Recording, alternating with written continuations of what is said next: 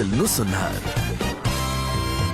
10:09 في استوديوتنا. مرحبا بكل الناس اللي قاعدين يتابعوا فينا، مواصلين معكم المشوار في برنامج كافي كريم حتى النصف النهار. نحييكم برشا، نحيي خاصة كل الناجحين، ربي يديمها فرحة على التوانسة الكل نهار ما يتنساش. وأكيد كل واحد قاعد يسمع فيا توا أكيد عنده ذكريات مع البكالوريا، سواء إيجابية وإلا سلبية، لكن ديما نقولوا حتى لو كان يصيروا لنا دي ديسيبسيون، حتى ولو كان النتائج اللي كنا ننتظروها تكون اقل، ولا ساعات ممكن نلقاو رواحنا في الرسوب، لكن ديما راهو هذوما امتحانات اللي حضروا فينا، الامتحانات الحياه اللي اكبر. فحتى ولو كان صارت لنا عثره في الطريق نتاعنا، هذيك اللي تقوينا وهذيك اللي تخلينا نكملوا. نعرف انه بكلامي هذا ما نجمش نخفف ممكن على الناس اللي ما نجحتش، ولا بتاتر اللي عندها فرصه للكنترول، لكن ديما نقول راهو لي ديسيبسيون في الحياه مهما كانوا هذوك هما اللي يقويونا ويخليونا نكونوا افضل ان شاء الله. بالتوفيق للناس الكل. نرحب بضيفتي بحذايا في الاستوديو، واللي جايتنا في امبيونس نتاع نجاح وامبيونس نتاع هكا فرح، مدام ألفة العريبي الدريدي، المنسقه الوطنيه للمبادره التونسيه الالمانيه للتكوين في مجال البناء والتوابع. صباح الانوار مدام ألفة. صباح الخير، تحيه للحاضرين، تحيه لكافه المستمعين دي بنفسهم. أنسنا بحضورك مدام ألفة، فقط لو كان تقرب شوية للاستوديو باش نمشيو تو سويت في وقته.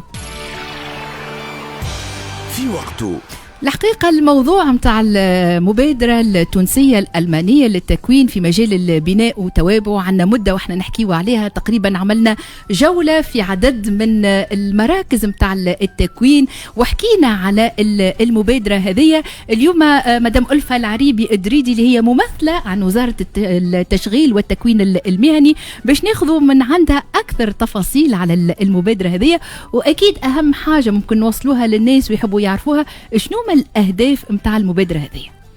شكرا لك. المبادرة التونسية الألمانية للتكوين في قطاع البناء وتوابعه هو مشروع تعاون دولي بين وزارة التشغيل والتكوين المهني ومؤسسة تكوين منظمة الأعراف البافارية BBW، وبطبيعة الحال بالشراكة مع الجامعة الوطنية للبناء وتوابعه. المشروع هذا يهدف تلبية حاجيات المؤسسات القطاعية نشطة في قطاع البناء بصفة حينية، ومن جهة أخرى بيان سور الهدف أن نوفر لها يد عاملة كفء أو مؤهلة، ومن جهة أخرى توفير عروض تكوين للشبان اللي ما يتوفرش عندهم شروط الالتحاق بالتكوين الأساسي في التكوين المهني. ومعناها الفرصة هذه تمكنهم بطبيعة الحال باش يندمجوا في الحياة النشيطة وفي الحياة المهنية. هذه في علاقة بالأهداف متاع المبادرة، وتقريبا الأهداف هذه ريناها في عديد المراكز كما قلت لكم في عدد من الولايات التونسية. شنو ما الأهم الإنجازات اللي متعلقة بالمبادرة التونسية الألمانية؟ من الإنجازات الحقيقة سجلنا العديد من الإنجازات. نحكي ودجا على الحملة الاتصالية حول المشروع اللي في إطارها أنا موجودة بحذاكم هونية. حكينا برشا على لو بروجي، الحملة اتصالية حول قطاع التكوين المهني، حول قطاع البناء، حول المهن في قطاع البناء، وحول المشروع وأهميته. الأهداف والنتائج تدور حول ان كونسيبت جديد تم إدراجه اللي هو المهارات الجزئية، لي كاليفيكاسيون بارسيل. دونك تم تنظيم 4 دورات تكوينية في المراكز اللي موجودين على كامل تراب الجمهورية.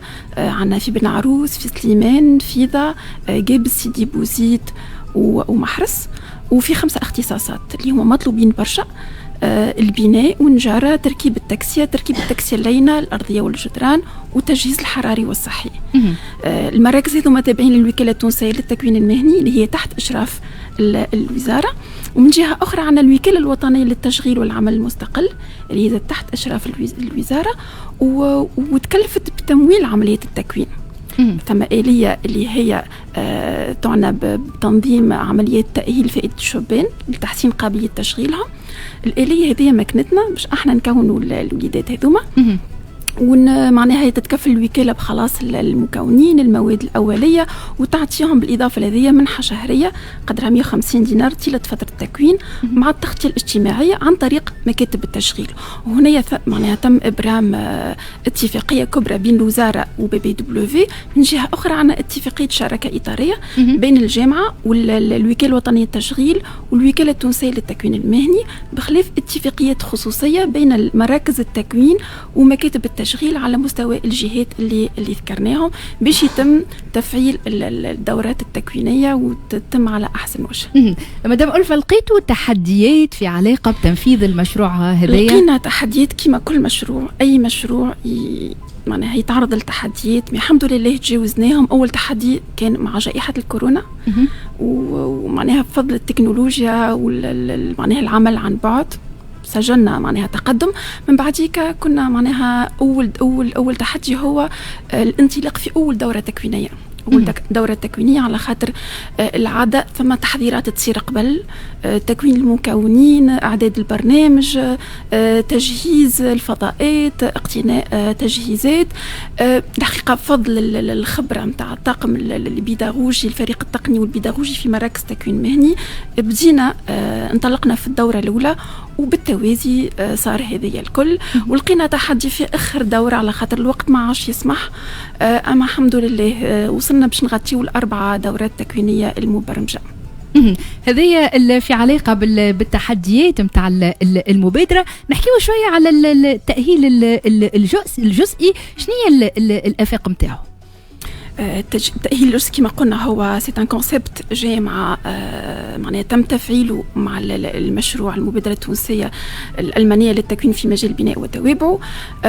معناها توا هو المشروع في مرحلته النهائية، قيد التقييم من الجانب الألماني ومن الجانب التونسي، وممكن برشا ثم المبادرة في جزءها الثاني قيد الدرس إن شاء الله. من جهة أخرى عنا الآلية اللي حكيت عليها هي بناء على الفصل 49 من الأمر 542 تمكننا باش احنا نعملوا اتفاقيات ما بين الجامعة الوطنية كالعادة والوكالة التونسية للتكوين المهني والوكالة الوطنية للتشغيل، ونكونوا في الاختصاصات هذوما كان مازال فيهم طلب اختصاصات أخرى في قطاع البناء وإلا حتى قطاعات أخرى، خاطر التكوين المهني معناها يغطي العديد من القطاعات بما فيها البناء وتوابعه. من جهة أخرى ثم مشروع زاد قاعدين نخدموا عليه احنا على مستوى الوزارة بدعم وتمويل من الاتحاد الأوروبي. معناها الهدف منه هو تدعيم والآليات التعلم والتكوين مدى الحياة. نعرفوا اللي التكوين الأساسي هما شهادات مدتهم طويلة شوية، دونك في إطار تنويع العروض نخدموا على أنه شهادات التكوين الأساسي اللي هي شهادة كفاءة المهنية، مؤهل تقني مهني، مؤهل تقني سامي، يتم تقسيمهم الوحدات، كل واحدة منهم هي تستجيب لحاجيات سوق الشغل، تستجيب لحاجيات الفرد هذا ينجم يكون طالب تكوين شغال وإلا طالب شغل. وبيان سور الوحدات هذوما احنا سميهم مجال الكفايات المهنيه لي شون دو كومبيتونس بروفيسيونيل، هو نفس المفهوم اللي انترودوي معناها بار لو بروجي لي كاليفيكاسيون بارسيل. هذوما شهادات جزئيه معترف بهم، وكينا يوليو عندنا الوحدات الكل الشهاده نوليو نتحصلوا على الشهاده بكلها. وهذا لو كونسيبت معناها معمول به يسميوه لي كريدي، وعندنا شوط باهي معناها قمنا به والنصوص القانونيه. بيان سور نرجع لي احنا نستأنسوا بالتجربه الالمانيه في هذا المجال على خاطر نرجع للنتائج المشروع. عندنا لونيتي دو بيرفكسيونمون هي وحده الدعم ديمومة نتائج المشروع، وثم معناها دي بيرسون ريسورس تكونوا بما فيهم مستشاري هندسة التكوين.